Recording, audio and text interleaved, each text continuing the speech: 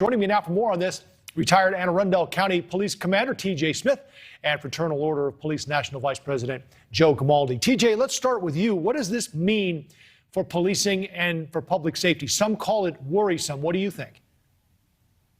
Well, thank you for using the term changing the standards. I don't think it's lowering the standards. I think it's adapting to what's necessary right now.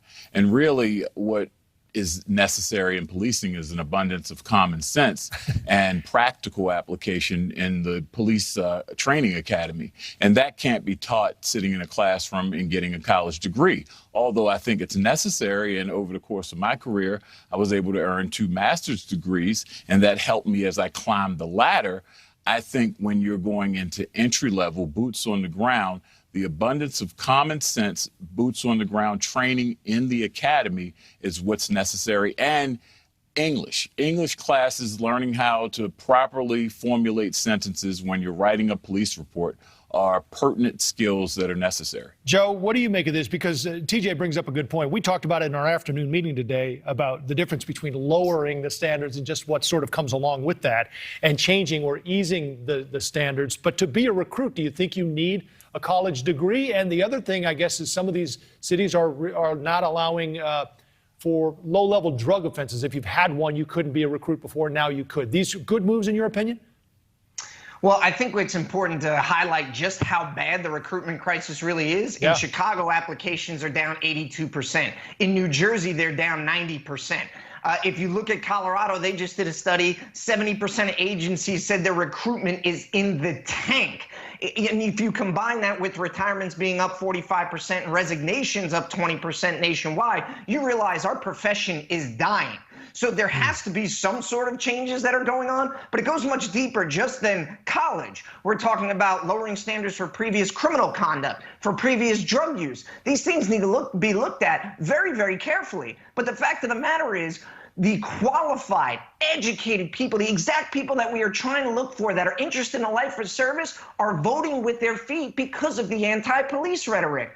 When you have politicians, people like Lori Lightfoot in Chicago, who bemoan the point that they can't find anybody to take the job, well, here's an idea. Look in the mirror. You have denigrated and demonized law enforcement for the last few years. You have burned down the institution of policing, and now we're all living in the ashes.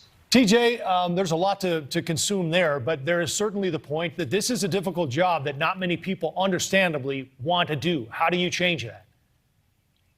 Well, it's ebbs and flows. The recruiting ebbs and flows with how the economy goes. And you'll see how when the economy isn't doing well, you'll see a lot of people with higher education. When the banking industry was crashing back in the 2008 era or so, you saw a lot of people with master's degrees going into police work because that's where the jobs were available at the time. And I look at things like marijuana use and how scrutinized that is and how many people we might be eliminating because they used marijuana 15, 20 years ago. Is that something that we should be evolving with?